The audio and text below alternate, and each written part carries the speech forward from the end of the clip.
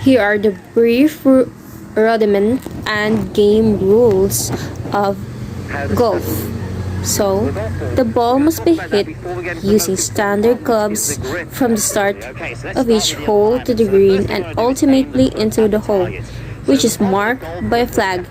Players strike the ball in turn, with the farthest away from the hole going first. At the start of a new hole, whoever took the least shots on the preceding hole shall go first.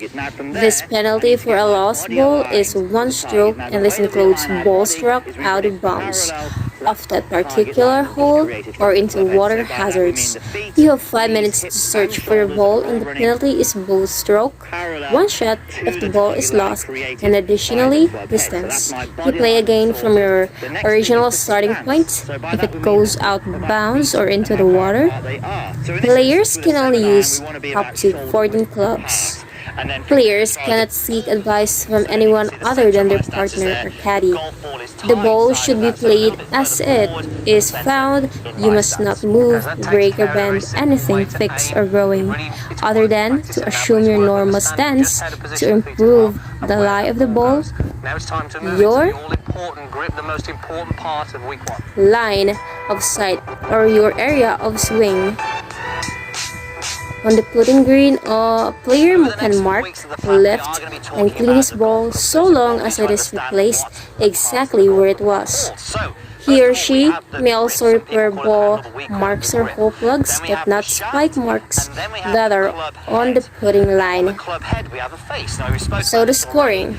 The most common scoring method in golf is called stroke play, where the total number of shots a player takes to get the ball into each hole is added together.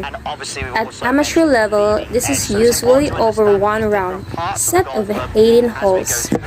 Whilst professionals normally play for 4 rounds, starting on a Thursday and finishing a tournament on the Sunday.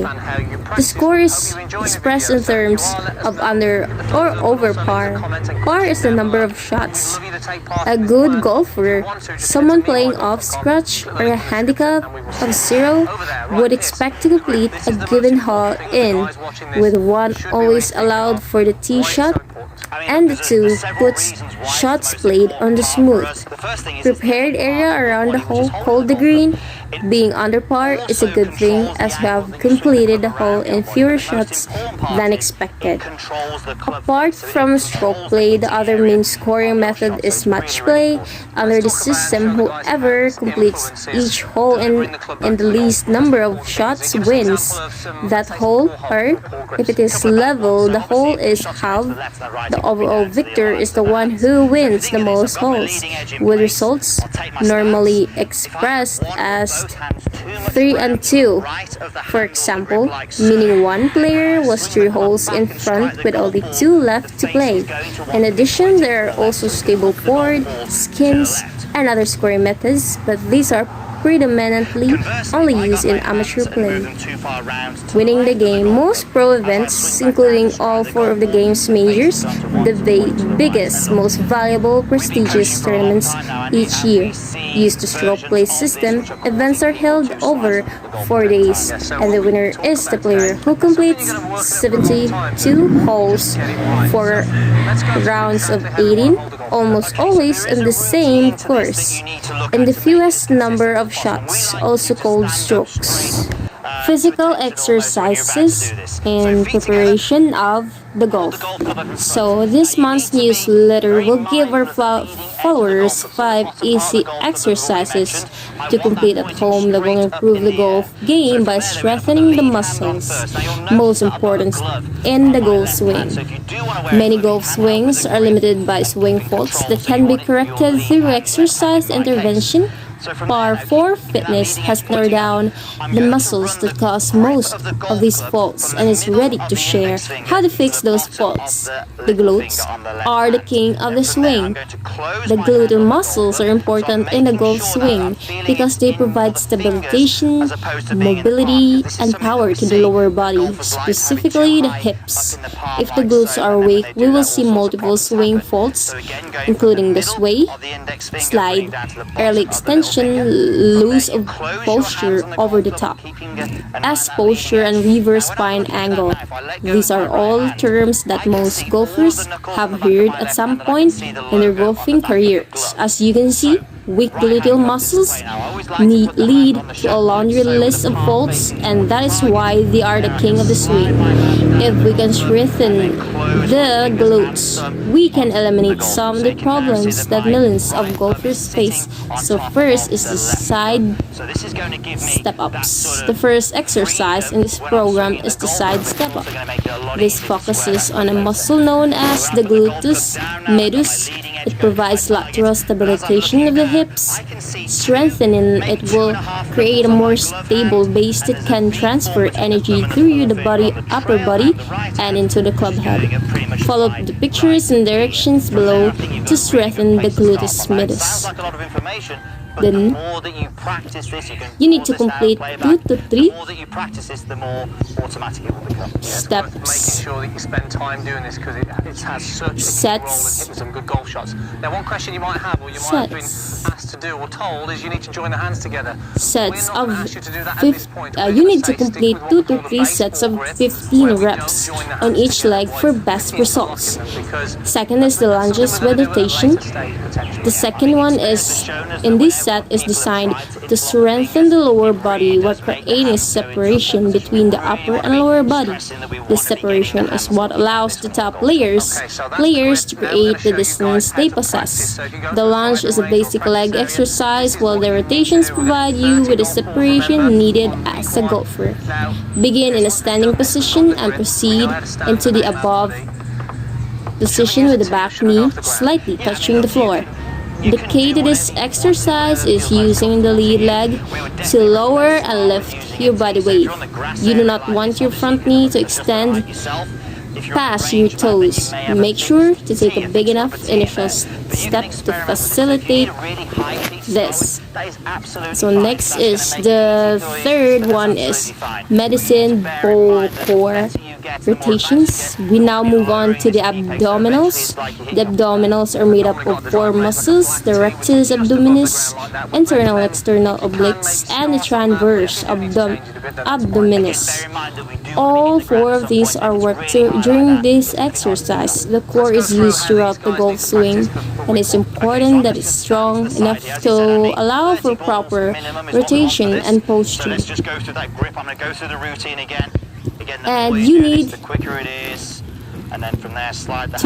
perform 2 to 3 sets of 25 to 30 reps for best results.